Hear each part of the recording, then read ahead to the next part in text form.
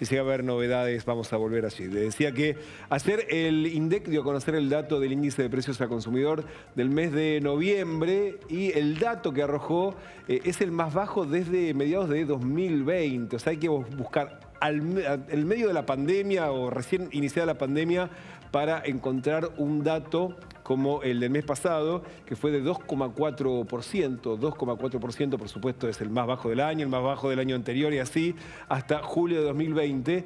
Y comparado con el año anterior, se acumula en los últimos 12 meses un aumento del 166%. Y en lo que va del año, de enero a noviembre, acumula un 112%. El gobierno, por supuesto, celebró este dato.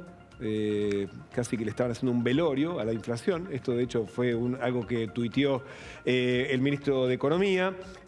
Los rubros que más subieron fueron educación, 5,1%, vivienda, agua, luz y gas, es decir, los precios regulados y también los alquileres, que provocaron un impulso del 4,5% en los precios de ese rubro, y después bebidas alcohólicas y tabaco, que aumentaron un 4%. Esto por el lado de los rubros que más aumentaron. Ahora, los que menos subieron, y este es el dato más alentador, lo que menos subió fueron los alimentos. Alimentos y bebidas no alcohólicas, 0,9%. Después equipamiento, mantenimiento del hogar, electrodomésticos en general, aumentó un 1,5% y 1,5% comunicación, que es lo que aumentaron los celulares, internet en el último mes, muy por debajo del promedio. De hecho, uno mira el precio de los alimentos, por ejemplo, el asado que aumentó casi 5% o las hamburguesas 4,2%. Eso uno hubiese imaginado que iba a impulsar mucho más el aumento. Lo que pasa es que compensaron otros elementos que también tienen mucha ponderación, como la papa, que descendió 14%. Hubo, de hecho, por una cuestión estacional, una baja en el precio de la papa. Lo mismo con la cebolla, que cayó 18%. O sea, no es que no aumentó, sino que el precio bajó. Y lo mismo pasó con el tomate redondo, que había aumentado muchísimo el mes anterior y que descendió más de 30% durante el mes de noviembre. Esto ayudó a compensar lo que fue el aumento de la carne. Claro, pero uno dice, pero yo noto que mis precios, lo que yo pago en mi casa, no tiene nada que ver con este número. Y de hecho, esto genera muchas sospechas. Y ayer el propio INDEC aclaró cómo funciona en sus redes sociales. Se hizo esta pregunta, es la misma que vos te haces en tu casa. ¿Por qué el índice de precios al consumidor no refleja los aumentos de precios de mis consumos?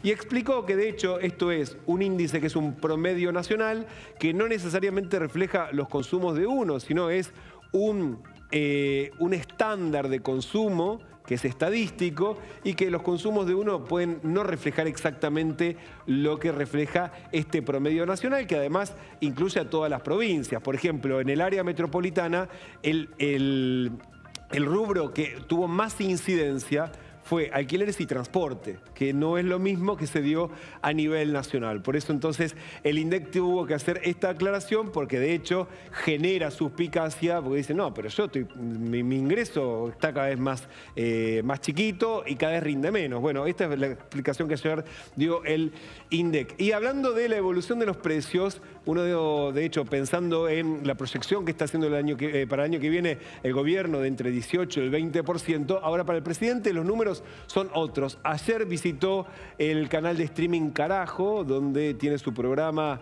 el Gordo Dan, este militante Daniel Parisi, militante mileísta, libertario. En su programa La Misa recibió a Milei, lo entrevistó por su primer año de gestión y ahí Milei hizo una proyección con este cálculo sobre que, según él, ya no solamente los precios no están subiendo, sino que según él empiezan a bajar, pero en términos generales. Así lo explicaba. Cuando uno limpia el tema del crawling peg y la inflación internacional, que es una inflación del 2,5%, si uno lo mira en términos de la inflación de este mes, quiere decir que entonces hubo deflación de 0,1%. Pero si además sacamos el tema de la corrección tarifaria, quiere decir que entonces si la inflación fue 1,6 y la inflación del programa es 2,5, o sea, este mes tuvimos deflación por el equivalente de 0,9. Impresionante. Es decir, digo, ustedes se dan cuenta, ¿no? O sea, se está exterminando la inflación, muchachos. O sea, cuando yo miro la inflación neta, ya en Argentina tenemos deflación.